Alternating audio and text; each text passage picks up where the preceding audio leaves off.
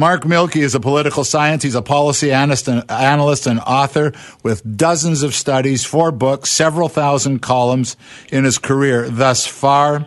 We're going to talk with Mark right now on the new trade war started by Trump, the tariffs both countries are imposing, why that's a bad idea, and talk a little bit about the editorial, the CRTC versus Consumer.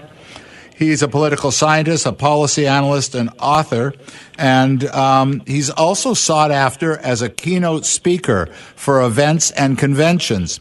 He's also writing a book that compares the economic records of Ralph Klein and Rachel Notley. You can reach Mark through his website at markmilke, MarkMilke.com. That's markmilke.com. Mark's columns appear regularly in the Globe, the Calgary Herald, Maclean's Magazine, and the National Post. And an old friend of mine, old friend of this show going back 20 years. Mark, good morning. Good morning, Michael. Thanks for having me on. Well, Mark, it's a pleasure, and it's nice to have you back on. I don't even know where to start. Do we start with the Trump ranting and tariffs? Do we start with taxation? Do we start with the environment? I mean, where do we go, Mark? Let's start with the tariffs and your take on that. Let's start with the trade war that Trump has started. Like any war, you can start a war. You may not be able to control its ending, right? I mean, this is the quasi-joke about, the danger of starting a war. You think you're home by Christmas, and, of course, 4 years later, the troops still aren't back, right? And that's true of World War I, World War II, and, the Iraq War. So that's the problem with trade wars as well. You can start these things, and sometimes on a quasi-legitimate basis. You can argue this other country is dumping products into your market, but the proper response to that is great. If you want to subsidize your own companies in some other country, if China wants to subsidize its own companies, and you provide cheap products for us on this side of the Pacific, well, maybe we should just take you and you can keep subsidizing your companies. We'll take your cheap stuff. But that's obviously not Trump's view. But the problem, again, with starting trade wars is you just don't know where they're going to end. And the best example of this is in 1930. Everyone is familiar with the Great Depression. The popular myth is that the stock market crash of 1929 caused the Great Depression. It didn't. People from Milton Friedman and others have argued for decades, and people since Friedman have argued that what really deepened the recession of the stock market crash into a Great Depression was in part trade tariffs imposed in 1930. It was called the Smoot-Hawley Act in the United States after its 2 protectionist senators and congressmen that pushed the legislation forward. It hit 20,000 products. And that, in part, is what created or led the recession after 1929 into the Great Depression and kept the United States and the rest of the world there. And the logic of it, the economic logic of it is very simple.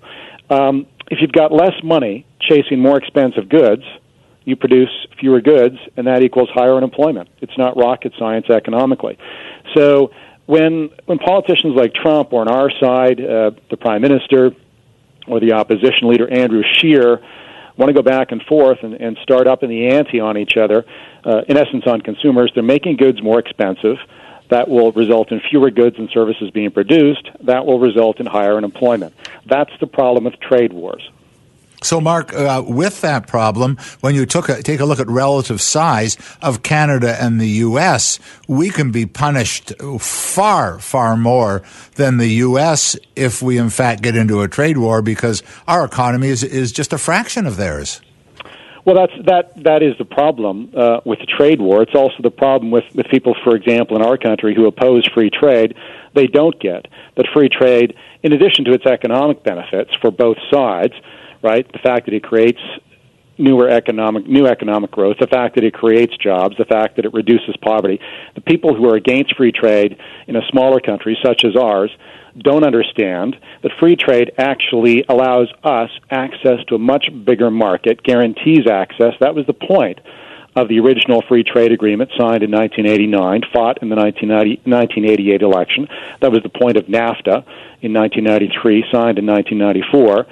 So what that allows, what such free trade agreements allow, is for unencumbered trade, and that's to the benefit of everyone, but it's especially to the benefit of the smaller country and businesses in that smaller country to have that unhindered access. Otherwise, we're always at the mercy of protectionist senators, for example, in the United States. And we see this in issues that aren't clear, where certain senators try and take advantage of, say, the forestry sector or others and try and impose tariffs every once in a while on us and duties. So, again, the clear free trade agreements that you can get and the more comprehensive they are, the more benefit it is to everyone, but especially the smaller countries. So that's, again, what the anti-free traders in our country simply don't understand, in addition to not understanding the economic benefits of open trade in general. So it's looking now, and I have been suspicious of this for some time, that one of the real sticking points in Trump's craw is supply management. Well, it's either sticking in his craw or it's a convenient example. So, and I'm sympathetic there to Trump on this one. I'm not sympathetic to Donald Trump in much of anything, but I'm not a fan of supply management, which is really price controls and supply controls. I mean, this is dairy cow Marxism, as I've characterized in the past McLean's article. I mean, what else would you call it when you limit the supply of something and you also try and impose price controls? So, and the problem, again, with that, for your listeners who don't really understand what's happening there, we limit the amount of milk and chickens and turkey and all of that and cheese that can be produced in this country via the quota system. It gets very complicated. And we also, though, impose tariffs and duties on incoming products that I just mentioned. So, I mean, you've got tariffs and duties between 200 and 300% on milk and cheese and that sort of thing coming into this country. And so Trump is able to use that and say, okay, if you're free traders out there and you don't like my steel tariffs, what about your supply management policies? And he's right to do so. I mean, many of us in this country are critical of supply management, and there's a good reason why we're critical. Again, it limits trade. It limits entrance into the domestic market. Other Canadians that would like to produce these foodstuffs. It's also not very, how can I put this? It's also not very helpful to the dairy and poultry sector themselves, even though they don't seem to realize this.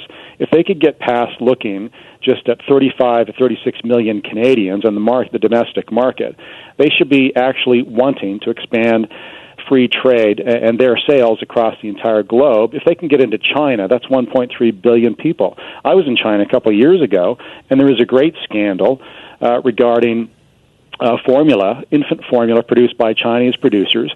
You had Chinese mothers literally crossing the border into Hong Kong trying to buy Western created formula from Australia, New Zealand, and elsewhere because they didn't trust Chinese-made formula for their infants.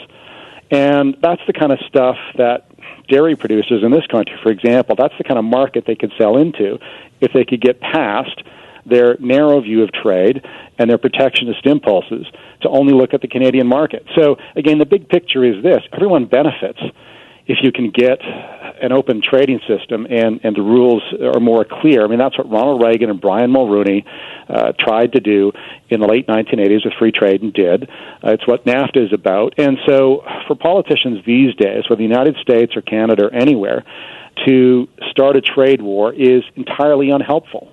Well, Mark, let's just take a quick break here. I want to come back and talk to you quickly about the carbon taxation in general in Canada, and just if we have a moment, the CRTC versus consumers. Back with our guest, Mark Milke. Mark, talking about carbon tax. And Mark, I want to talk about carbon tax. Mark, what is going to be the result of the election results in Ontario a couple of days ago, and what's that going to do with carbon taxing and the agreement across the country?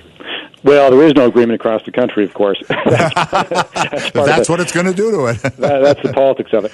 I think Doug Ford, the next incoming premier of Ontario, is quite clear. He opposes the carbon tax, so the federal government has a fight on its hand. Look, in theory, the carbon tax, you can argue, makes sense if you apply it neutrally across the economy in all sectors, which is not how it's been applied. In theory, it makes sense if you don't have cap and trade in addition, if you're not subsidizing this or that sector. None of that has worked out in practice, and it hasn't been revenue neutral in the last couple of years in places like British Columbia. So I think the federal government is in for a fight on its hands. I also think consumers are getting annoyed because they're starting to see their gasoline bills go up. And to have an effective carbon tax, you also have to make sure it's very, very punitive, very, very high, in other words. So I don't know how much more Canadian consumers at the pump or businesses can endure on the carbon tax. So I think there's a problem with it, an obvious problem. And I think the end result will be you're going to see some interjurisdictional fights over the next couple of years. Well, Mark, with taxation that's gone on since the advent of this government in Ottawa, Liberal government in Ottawa, along with added tax burdens in provinces like Alberta, British Columbia, what is this doing to us competitively in Canada and the world scene? And do you think that we're actually going to see exits of business from Canada unless some things are turned around? Well, there are a number of things in play. One is the tax rates that you mentioned. So you go back to 2014 before the provinces started raising taxes, and the feds did the same thing in the next year. And in 2016, the top marginal rate in the country was in Nova Scotia at 50%. The federal and provincial rate combined, the lowest marginal rate was about 39%, in Alberta. Since then, the top marginal rate now in Alberta is 48%. So what used to be one of the highest rates in the country, and the highest rate in 2018 now is, again, Nova Scotia at 54%. So the federal government and the provinces, a lot of them, have been raising rates over the last couple of years, especially on top income earners. This will affect and has affected people who are going to move to this country potentially. But there are other things going on, as you know. Again, you've got these other taxes on businesses that have been raised across some of the provinces, including here in Alberta. You've got a lack of access to the coast, for example, for resources from Alberta, for oil. So all of that matters. And what I'm hearing in Calgary is all of the major energy companies are looking at and have been investing in Mexico and the United States, and frankly, even in Africa, where some of the jurisdictions you'd think are relatively corrupt or shaky, but they don't see Canada as a safe haven for investment. So it's dropping like a rock, and people forget that Alberta really was helped drive the economy ahead before 2014, and with the collapse of oil, and then its subsequent comeback, we've not seen a return of investment dollars to this country. And here's why it matters. Because between 2004 and 2014, Alberta created 450,000 jobs. Ontario created just 500,000 jobs in that time, and Ontario has 3 times the population of Alberta. So it's taxes, it's the block on resource exports in this country, the red tape and regulatory burdens and protests and the rest of it that make it impossible to get much done. That is affecting investment intentions around the world vis-a-vis Canada, and it will soon bite. I think we're living on a sugar high in terms of the unemployment rates in this country outside of Alberta. So I think people will find it's going to bite sooner rather than later. Those employment numbers, I think, yesterday might have been the start. It could have been a one-off and anomaly, but are maybe starting to show what the picture is going to look like going forward. Well, we know that housing is really driving the economy now, so that's fine when you've got low interest rates. But at some point, again, we forget that a lot of the great jobs that were created in this country were created in Alberta, in Saskatchewan, in Newfoundland, and they were sucking up the labor that was idle in Ontario, in Quebec.